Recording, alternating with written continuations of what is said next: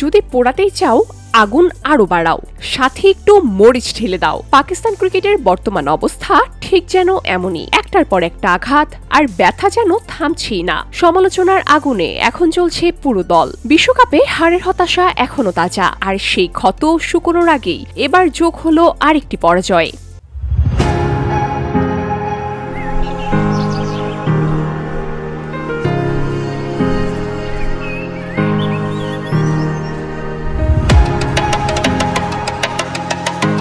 বাংলাদেশের বিপক্ষে মিরপুর সিরিজের প্রথম ওয়ানডেতে নাকাল হয়েছে শাহিন শাহ আফ্রিদির দল, আর পাকিস্তানের হার মানেই সমালোচনার ঝড়। তবে এবার সেই ঝড় যেন আগের যে কোনো সময়ের চেয়ে তীব্র।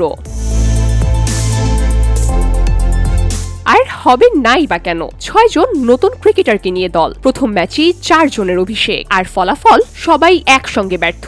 এমন ভরাডুবির কারণ খুঁজতে এখন যেন দরকার পড়ছে আরেকটা ফরেনসিক রিপোর্ট। প্রশ্ন উঠেছে, এগুলো কি সেই ট্যালেন্ট? ইয়াংস্টারদের নিয়ে এসে এভাবে এক্সপোজ করে দেওয়ার মানে কি? বাংলাদেশের সাথে এত সংগ্রাম করতে হলে পাকিস্তানের ক্রিকেটের আসল মান এখন কোথায়?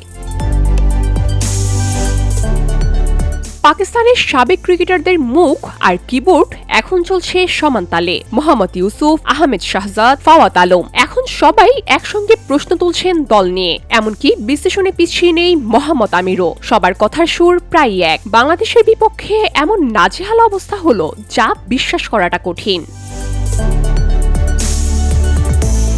মিরপুরে প্রথমে ব্যাট করতে নেমে পাকিস্তানের ইনিংস থামে মাত্র 114 রানে, আর তারপরই শুরু হয় বাংলাদেশের পেস ঝড়। স্পিড স্টার নাহিদ রানা একাই তুলে নেন 5 উইকেট। তার গতির সামনে পাকিস্তানের ব্যাটাররা যেন দিশেহারা। যে পাকিস্তান গর্ব করে তাদের ফার্স্ট বোলিং নিয়ে, সেই পাকিস্তান এবার হার মানল গতির কাছে। এ দৃশ্য যেন হজম করাটা সহজ নয় সাবেকদের জন্য।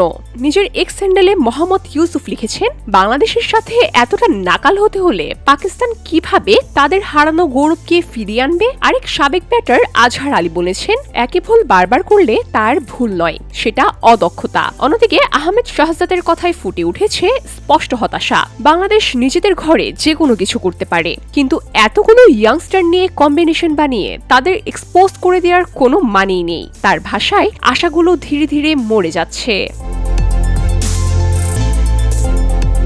মিরপুরে উইকেট নিয়ে দীর্ঘদিন ধরে আছে স্লো উইকেট বিতর্ক, কিন্তু এবার ম্যাচে দেখা গেল এক ভিন্ন চিত্র।